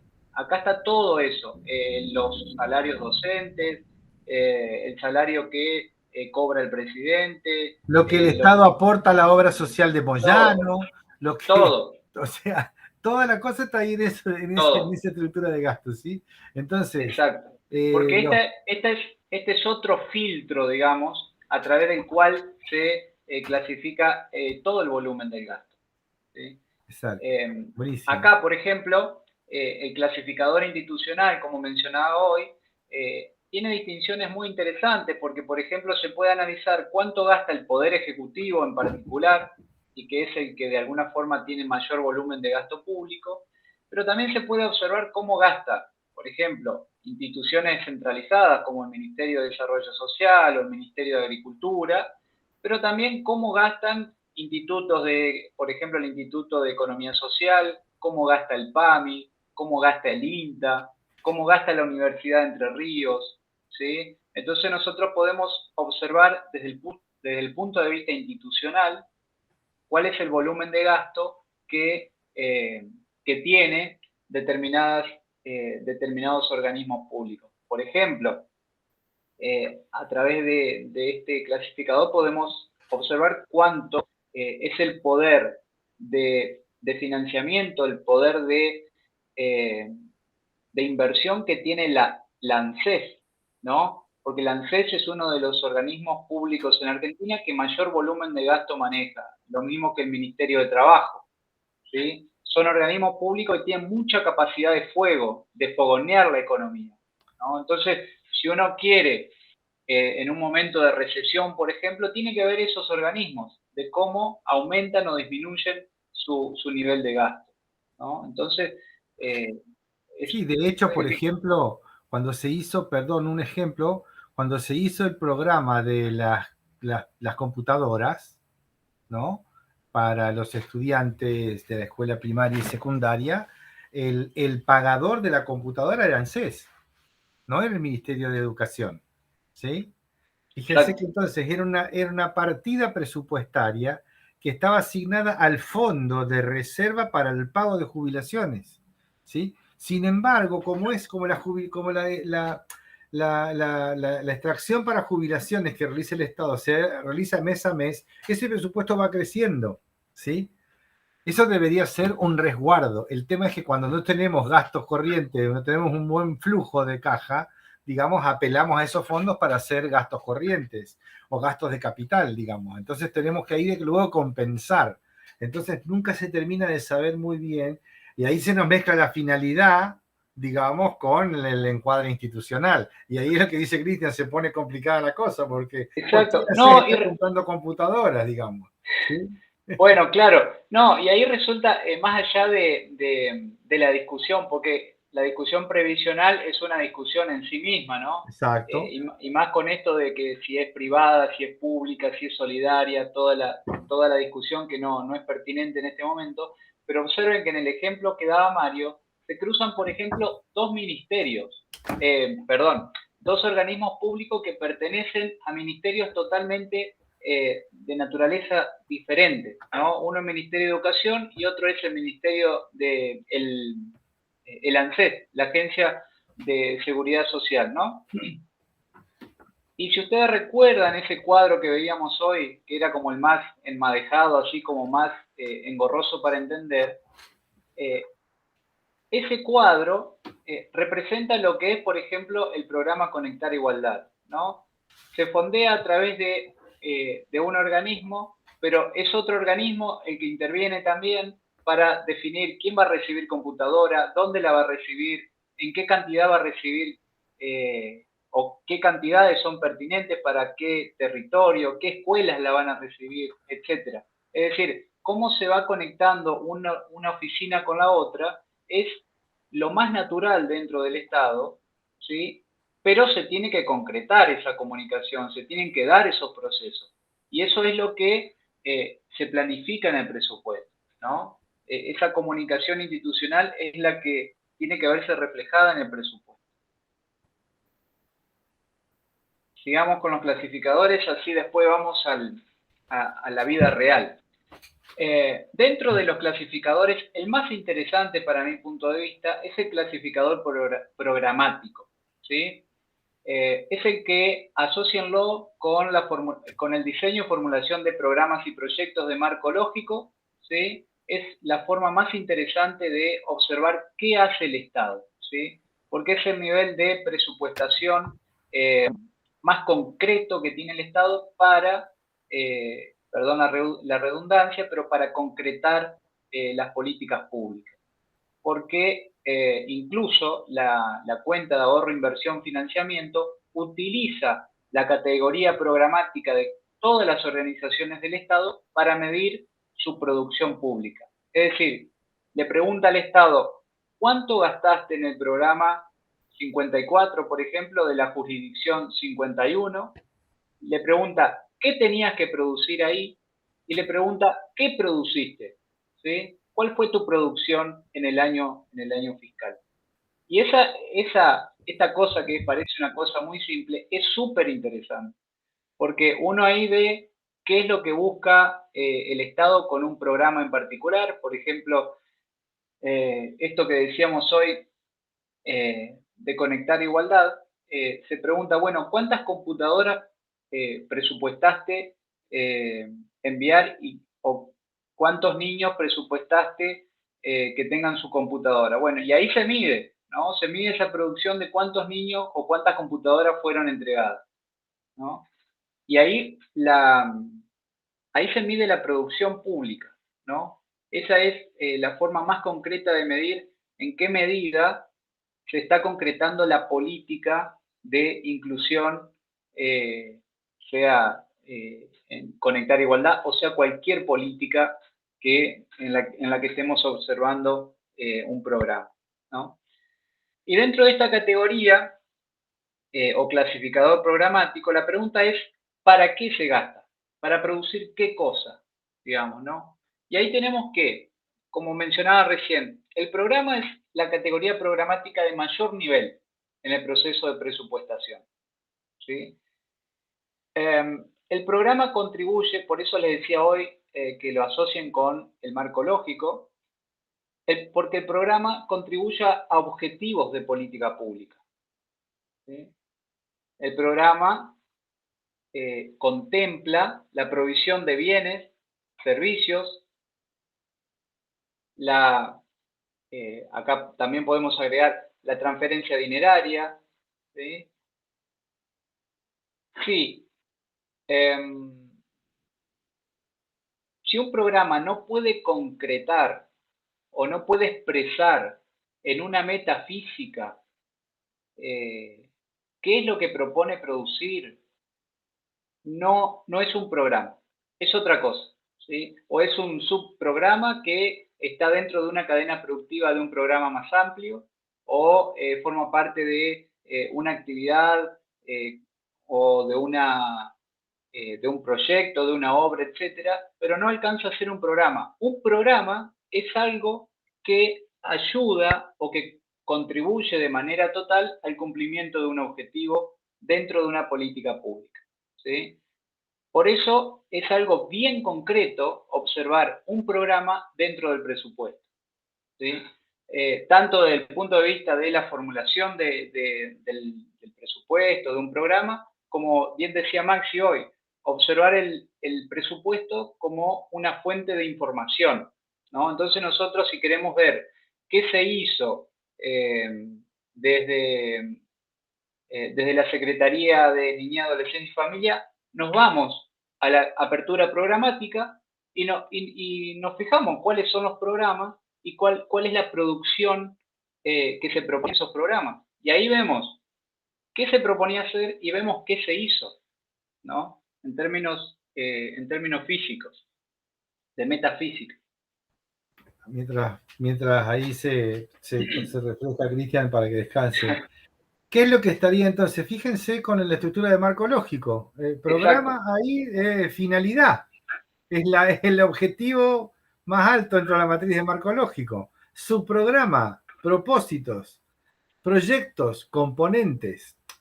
Programa, educación pública, subprogramas, primaria, secundaria, inicial, universitaria, proyectos al interior de cada una de esas áreas, digamos, ¿no? Y dentro de cada una de esas áreas, actividades específicas, centrales y compartidas con los otros, ¿sí? Porque infraestructura precisa el nivel inicial, el nivel primario, el nivel secundario, entonces ahí hay una actividad común a varios programas. Hay que construir escuelas y también universidades, entonces tenés una actividad común. La estructura es lógica, por eso lo que dice, lo que está colocando ahí, lo que están colocando tanto Maxi como Cristian, digamos, es que esta estructura lógica, digamos, es una estructura analítica también. Esto es lo que les va a dar a ustedes de utilidad como cientistas políticos. Esto es lo que nosotros insistimos. Esto es lo que es el gobierno en la vida real, digamos, el mundo real de la gestión pública. Si no se entiende esto, no estamos entendiendo el mundo real de la gestión pública. Somos cientistas políticos, leemos mucho, todo bien, pero no entendemos de gestión pública, ¿ok? Entender gestión pública es entender esta transparencia que estamos viendo ahora, ¿ok? ¿Sí? Y arriba de programa, ¿qué estaría? Porque Cristian usó, por eso yo me metí, el concepto de apertura programática, que nosotros lo hemos mencionado también. ¿Dónde mencionamos el concepto de apertura programática en las unidades anteriores que vimos?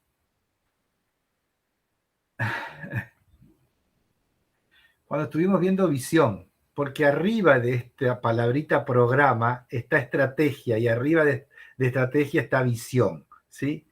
Entonces, hay una visión de la educación pública y hay una estrategia para la educación pública, donde hay una ley de educación pública federal. Y luego viene la estructura programática. La visión es el proyecto de país que queremos. Y ahí se conecta proyecto de país, proyecto de sociedad, escenario futuro deseado, digamos, con una estructura programática que lo quiere realizar, ¿sí? Entonces ahí tenemos la estructura lógica entre visión, estrategia y, como bien se dice aquí, una apertura programática. Porque ¿qué pasa? Un programa solo no realiza la visión. Una estrategia está compuesta por muchos programas y por muchos subprogramas, pero hay una estructura jerárquica central. Y esa estructura jerárquica central es la que se respeta en el presupuesto, ¿sí? Y ahí entonces se tocan definitivamente planificación y presupuestación pública, ¿no? Entonces, exactamente. Eso es. Ese es el punto, porque la idea del programa estaría ahí haciendo puente, ¿no? Entre lo que decía Mario, que es lo más estratégico, esto que decíamos hoy, ¿no? La orientación estratégica de una política pública, que tiene que ver, obviamente, una dimensión puramente política, define los objetivos de política, ¿no? La política tiene determinados objetivos, pero para concretar esos objetivos se necesitan programas, es decir, que hagan real, que concreten los objetivos de la política pública, ¿no?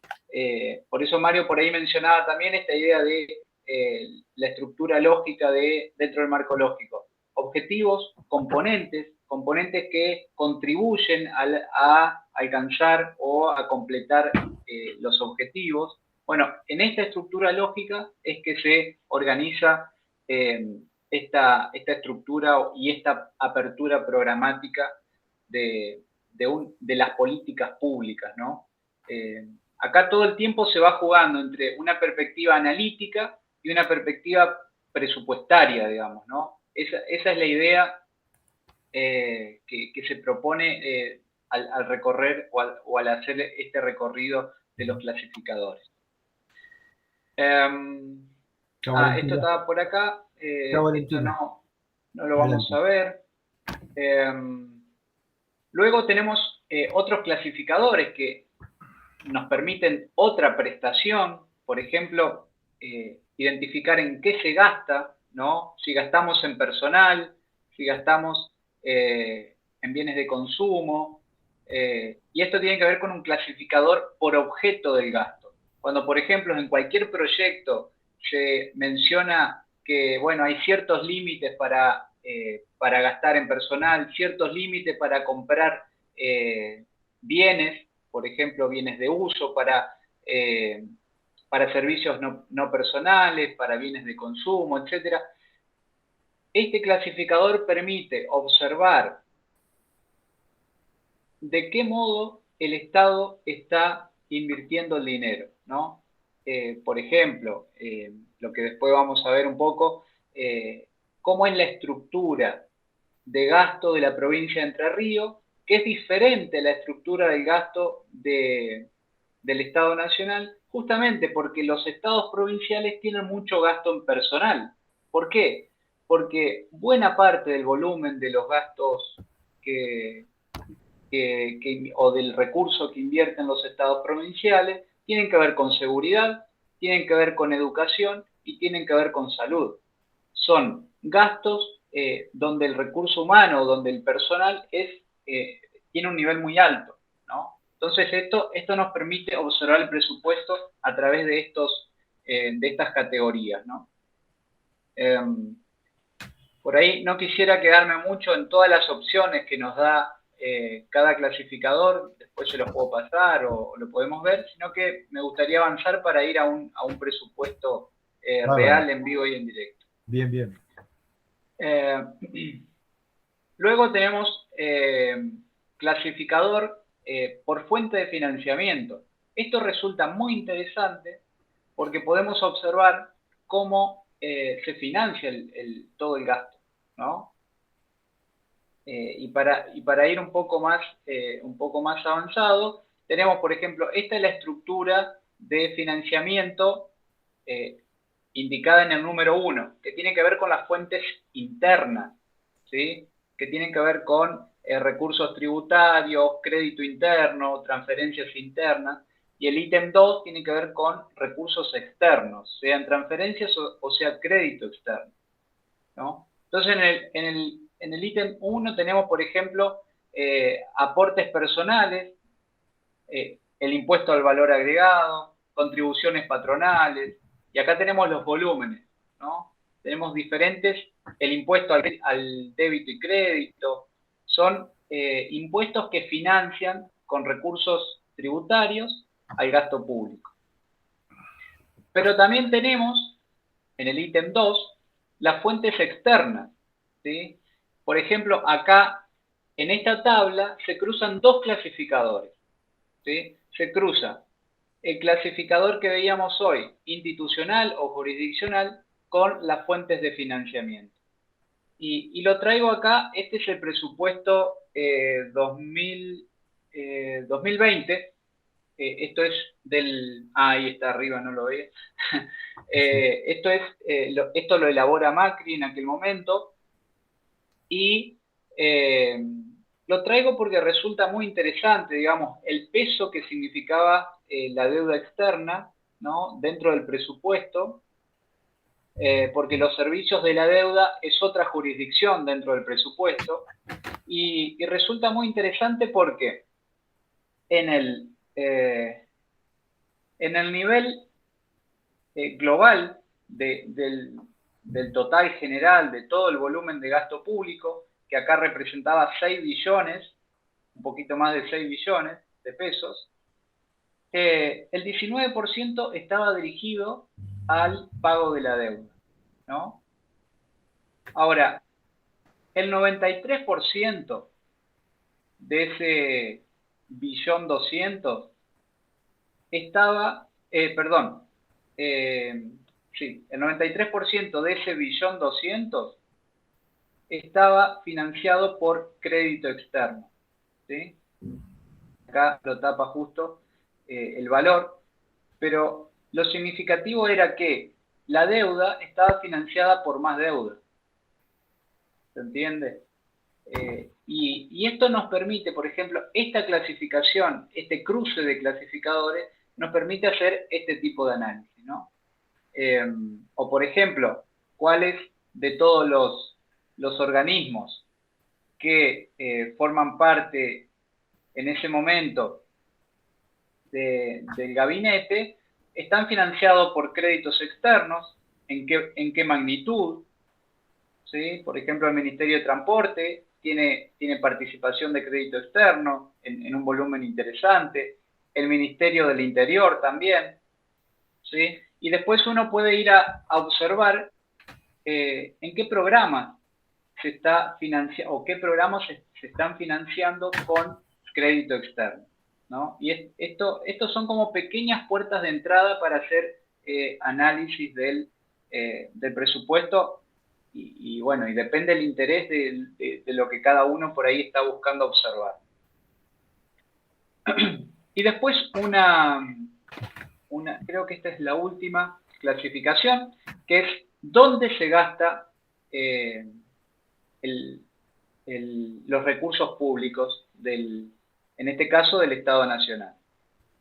Las clasificaciones posibles son las provincias y CABA, los departamentos y municipios en algunas situaciones, el gasto interprovincial, por ejemplo, dentro del gasto interprovincial se computan lo que son los subsidios, por ejemplo, al transporte público de pasajeros Paraná-Santa Fe, ¿sí? Ese es un gasto interprovincial y está computado dentro de las transferencias hacia el sector privado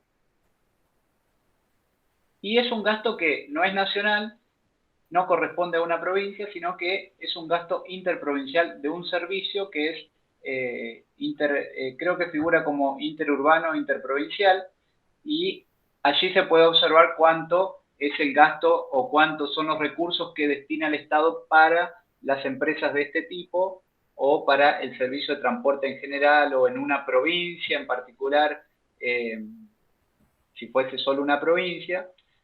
Y eso se llega a través de cruzar los datos e ir clasificando el gasto, ¿no? Y bueno, después tenemos el gasto nacional y binacional, ¿no? Binacional, por ejemplo, puede ser la construcción de un puente entre, no sé, digo, Argentina-Uruguay, un paso entre Argentina-Chile, etc. ¿Sí? Obras de ese tipo. La represa de Salto Grande. La represa de Salto Grande, exactamente. Un gasto binacional, ¿no? Ese es un gasto, exacto, ese es un ente que tiene ingresos propios, por ejemplo, que produce energía, etcétera, y está computado dentro de la clasificación por ubicación geográfica como binacional. No me quiero detener en los gráficos, quiero que vayamos a ver un poquito el presupuesto en los minutos que nos quedan para que ustedes puedan observar esto. Vamos a ir al... a ver si me permite.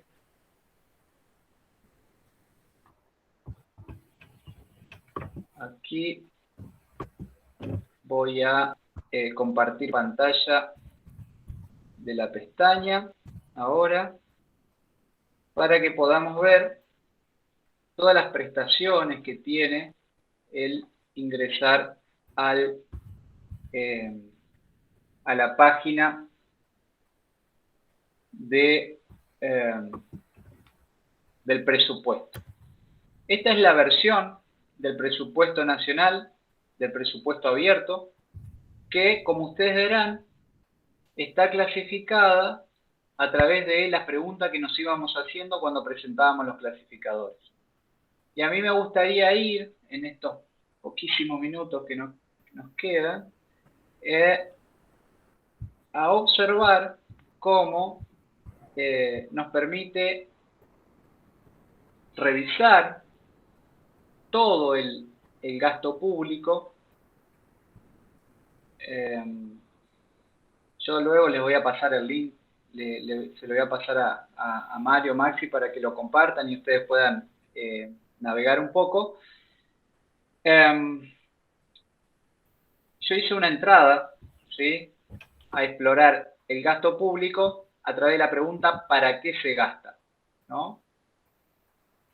Entonces, ahí ingresamos a todo lo que es la apertura programática.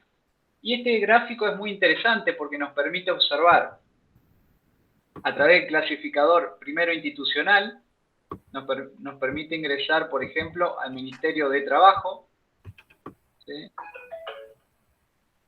Dentro del Ministerio de Trabajo tenemos una subjurisdicción que se llama Ministerio de Trabajo y al ingresar allí podemos observar que tenemos la ANSES, todo esto verde es ANSES, Administración Nacional de Seguridad Social, y esto morado es lo que tiene el Ministerio de Trabajo como ministerio para trabajar, ¿no?, para llevar a cabo sus acciones. Entonces, por ejemplo, entramos a ANSES para seguir por ahí un poco cuando la mencionábamos hoy, para ver todo lo que está financiando, y lo que vemos es que el primer gran programa que tiene ANSES tiene que ver con las prestaciones previsionales, ¿no? Es algo que lleva aproximadamente un 70% de su volumen total dentro de un programa que se llama prestaciones previsionales, ¿sí? Pero también tiene otros programas, ¿sí?, que por ejemplo son las asignaciones familiares, las transferencias y contribuciones a la seguridad social y organismos descentralizados. Esto, por ejemplo, son, acá están todo lo que tiene que ver con transferencia a las provincias, por ejemplo, a las cajas, los aportes a las cajas. Acá hay otro programa que se llama el programa 31, pensiones no contributivas. Pero, por ejemplo, vayamos a Asignación Universal por Hijos. Asignación Universal por Hijos tiene un subprograma, ¿sí?, que se llama Asignación Universal para Protección Social. Pero también tiene 3 programas más, que uno es Asignación Familiares Activos, Asignación Familiares Pasivos y Asignaciones Familiares Sector Público Nacional, ¿sí?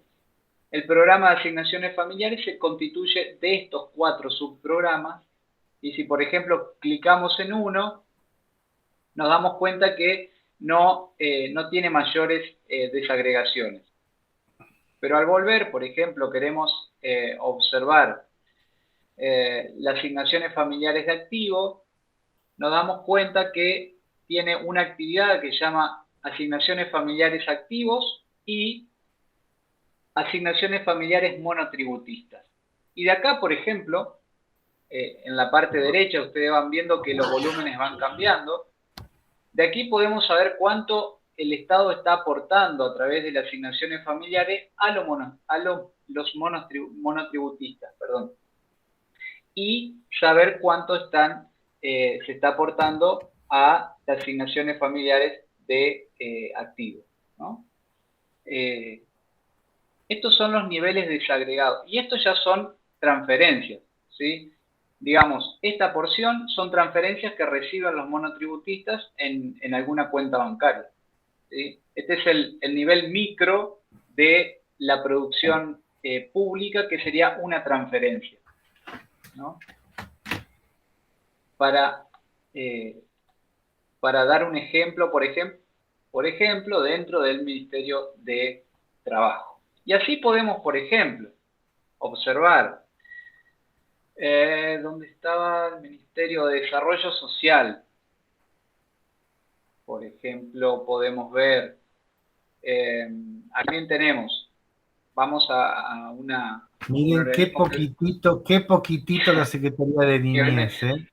Bueno, ahí está, De ahí salen los sueldos, por ejemplo, exacto, para el área donde trabaja Rubén en la provincia de Entre Ríos, ¿sí? exacto, Y en todo el país son más o menos unos 6.000 prestadores, más otros 10.000 que están aquí en Buenos Aires, ¿sí? Eh, decir cosas concretas porque esto nos ayuda a ver que este hermoso grafiquito de los circulitos está hablando de cosas reales, digamos, ¿no? O sea, de cosas ahí tenemos, digamos, fíjense que ahí parece que Secretaría de Niñez es un organismo importante, pero en realidad en el anterior vimos que era un pedacito así chiquitito de todo lo que es la estructura. A ver, por ejemplo, ¿qué dice en el círculo ese, en el que está al lado, Cristian?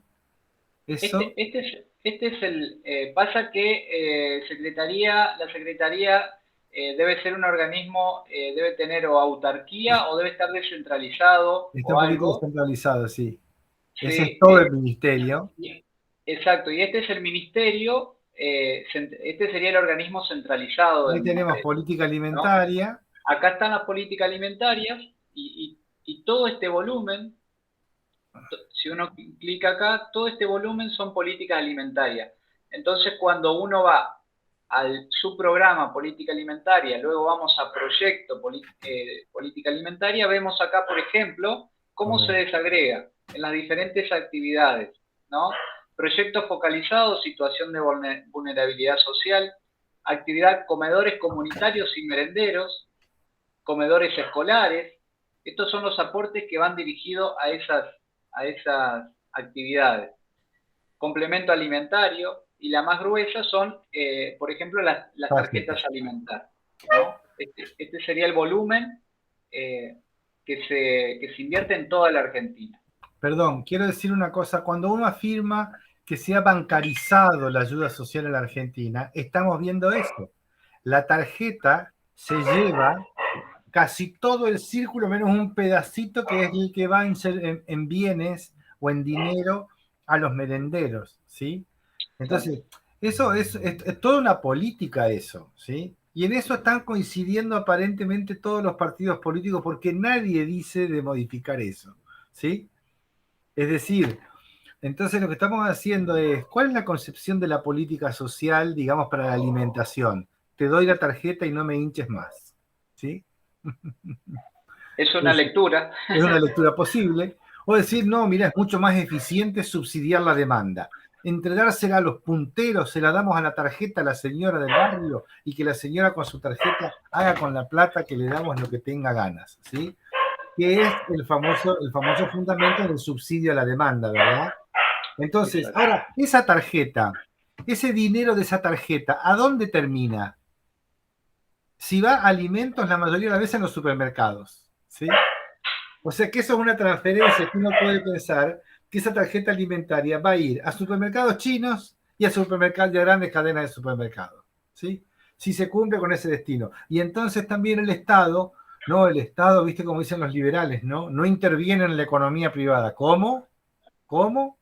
Toda esa transferencia que va a la tarjeta alimentar termina en la mano de un vendedor de alimentos privado. Exactamente. Y aumenta la ecuación económica del vendedor de alimentos del supermercado y de los supermercadistas. ¿Se entiende la lógica? Ahí estamos viendo cómo eso va a entrar, digamos, luego el supermercado va a pagar impuestos a las ganancias y va a retroalimentar este círculo y este circuito, que era lo que veíamos antes, ¿verdad? Las fuentes, ¿no? Un clasificador de las fuentes. Bueno. Exactamente. Bueno, ahí ya estamos hablando de economía política, pero es muy interesante lo que plantea Mario y es una perspectiva muy criteriosa para analizar el cambio de cómo funciona un programa y los impactos que tiene, ¿no? Los resultados que promueve y los impactos que tiene en el mediano y largo plazo. Y por ahí yo creo que, bueno, como decía Max incluso hoy más temprano, un buen ejercicio para ustedes podría ser revisar algún asunto de su interés, algún programa que les interese, y hacer una pequeña descripción de o alguna jurisdicción, alguna organización pública que les interese, y describir cuáles son los programas, cuál es el financiamiento para un determinado año, o incluso, digamos, lo interesante de esto es hacer series temporales, donde uno pueda observar la evolución del gasto en un determinado programa. No vamos a avanzar a ver eso ahora porque ya se nos va el tiempo y requiere más tiempo, pero ustedes mismos pueden ir aportando datos en una tabla, en una matriz, donde ustedes puedan ver la evolución del gasto de determinados programas, ¿sí? Esto permite incluso bajar tablas, exportar tablas de datos, o bajarlas o ir confeccionándolas, y esto resulta muy interesante para el análisis. Pregunta picante. Somos estudiantes de ciencia política, ¿verdad? Sí. ¿No es cierto? ¿El municipio de Paraná tiene un cuadrito como este para mostrar los gastos y los ingresos y egresos?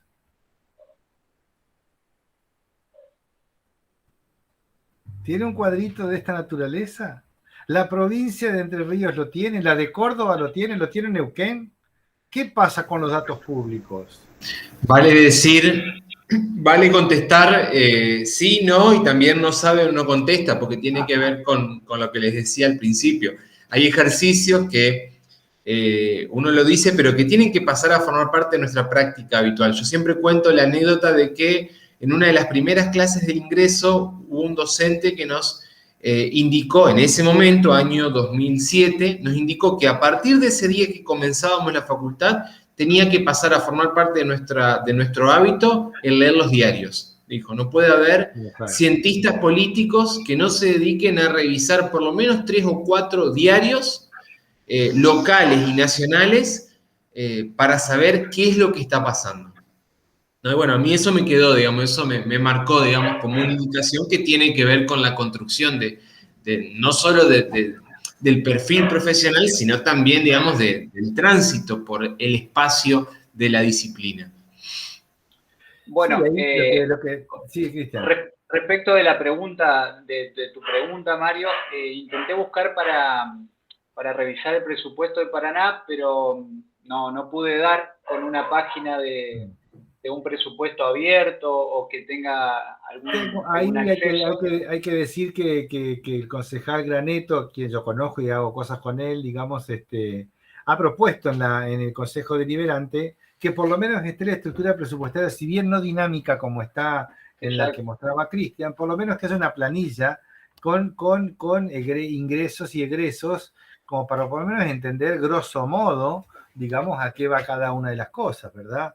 Ahora, luego tenemos, Maxi dice lo de los diarios. Nosotros decíamos siempre lo del panorama social de la CEPAL, ¿no? Los datos de la CEPAL, los datos que salen del INDEC, los resultados de la encuesta permanente de hogares, que sale cada 6 meses el informe de cómo está la situación del mercado de trabajo.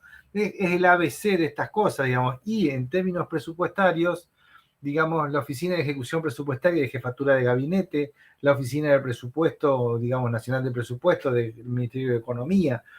Los objetivos de aprendizaje de esto, digamos, y ahí te dejo, Cristian, para que vos cierres, los objetivos de aprendizaje son entender que la política, digamos, no es solamente el cabildeo o la elección de una campaña, digamos, ¿no?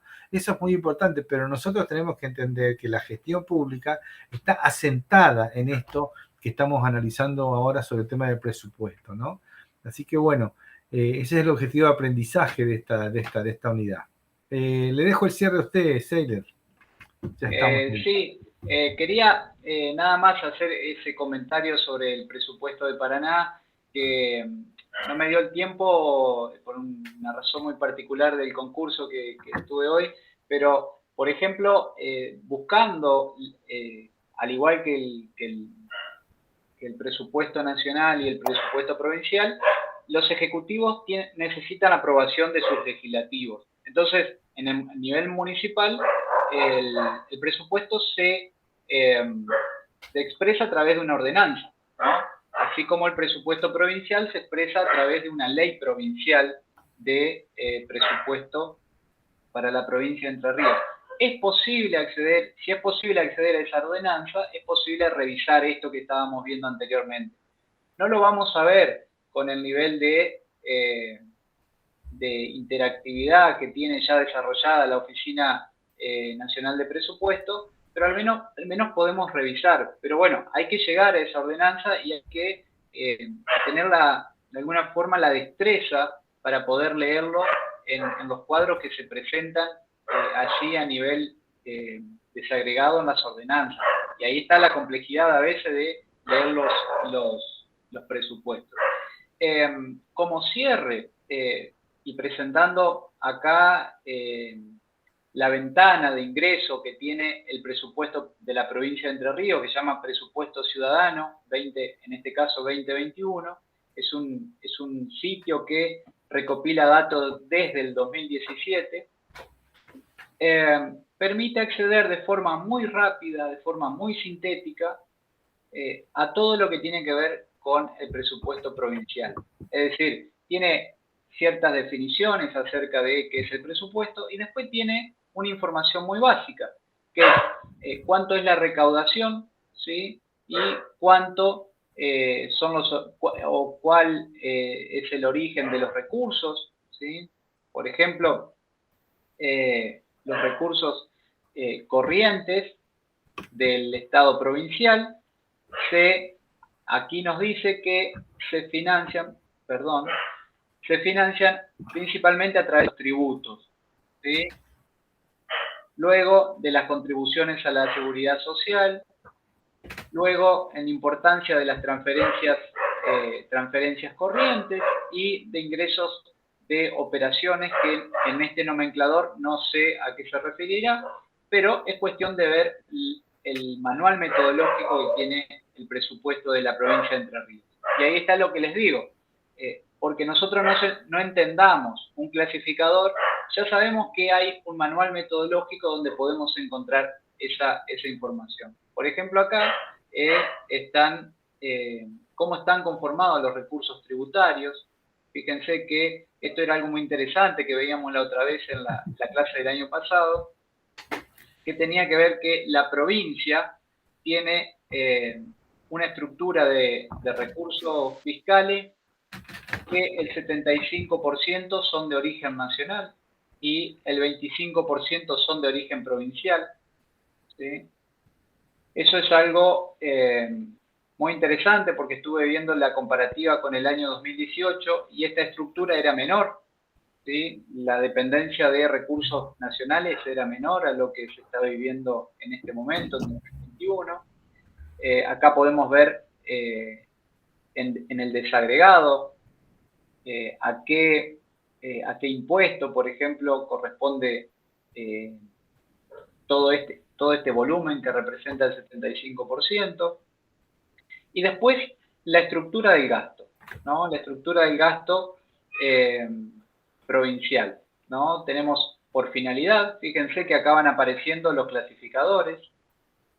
Acá tenemos la finalidad del gasto servicio social y podemos observar aquí las funciones que aparecen, ¿no? Más gruesas, ¿no? Que dan cuenta de la composición del gasto en servicio social.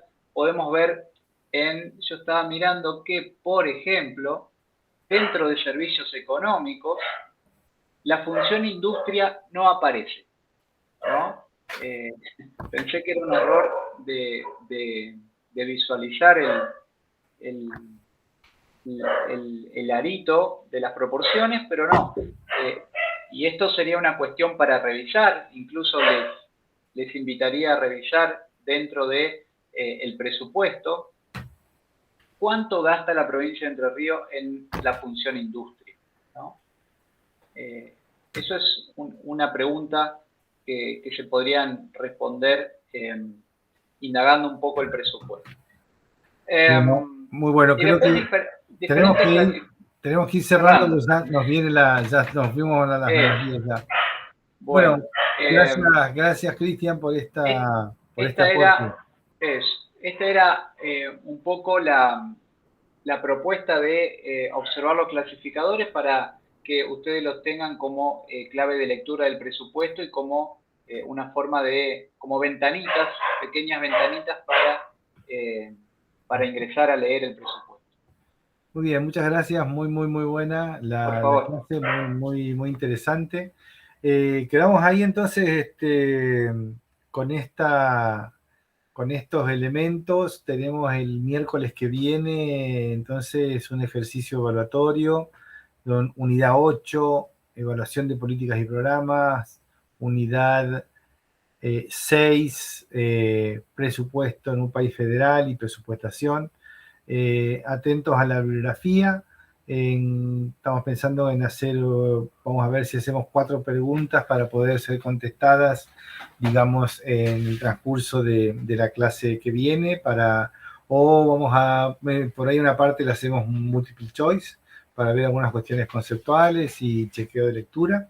Pero entonces, por favor, si pueden ser puntuales la clase que viene, porque entonces 16:45 estaremos dando las consignas para la elaboración de la evaluación, que va a constar de un proceso de 1 hora aproximadamente y que bueno, ustedes van a tener que subir al campus en el momento en que se concluya. ¿Ok? Entonces, gracias Cristian, gracias Rubén, gracias Maxi. Nos estamos viendo entonces el miércoles que viene. Nos vemos, saludos. Chao, profe. Gracias, adiós, hasta luego. Chao, profes. Gracias, adiós. Gracias. Abrazo. Adiós.